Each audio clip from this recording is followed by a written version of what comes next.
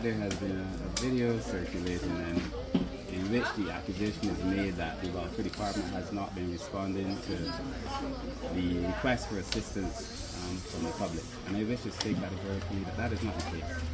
And while there's always going to be spaces for improvement in terms of speed, in this year's instance, in the state, the welfare department performed exceedingly well. And I say so because we had a policy as a government, and when the year began, it made it very clear that people who are known to welfare, the clients who are known to welfare, instead of having to do the interviews to see where their circumstances are, we give them a green light. Persons who would come traditionally every year, they get a green light, and so they would get welfare straight off the bat, the welfare support for educational assistance straight off the bat. So I took a lot of the backlog out. So, for example, in 2023, there were 2,818 applications for educational assistance. By the end of sound it out. In case I get a hate or something.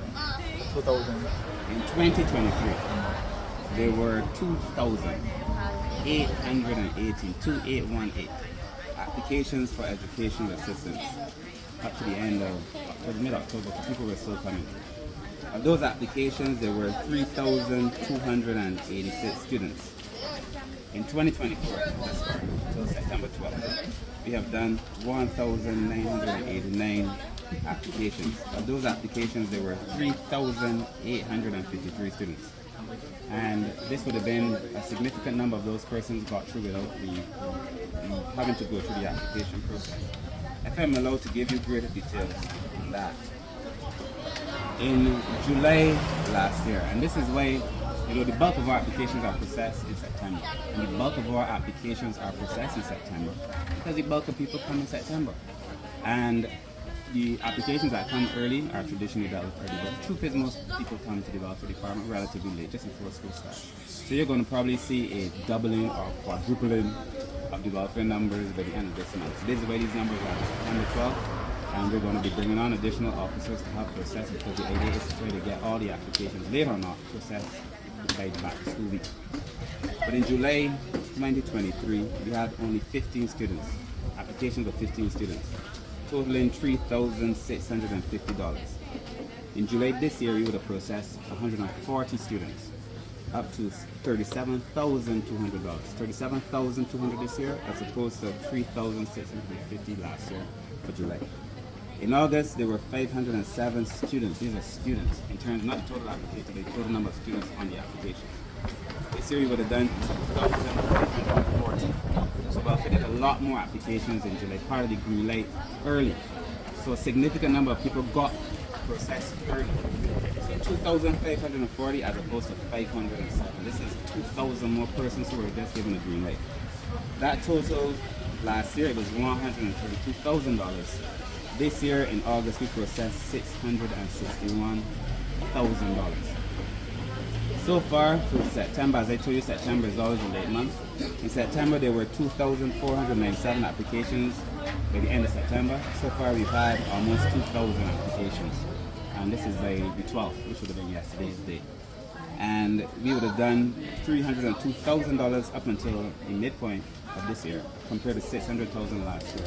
And as I tell you, by the end of September, I would expect that we have a significant increase. But the point is that we would have processed the vast majority of applications that already came to the welfare department by far.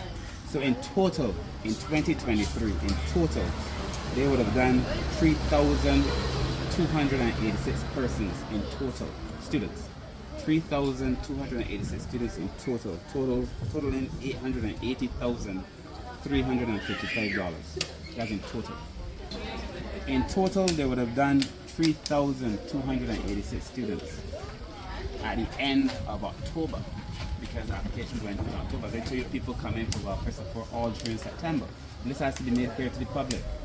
A lot of applications come to the welfare department late. And this year so far we would have done 3,853. So we would have done more applications, more students this year than we would have done for all of last year. And I'm saying to you that we haven't seen the vast majority of applications yet, because September is the month.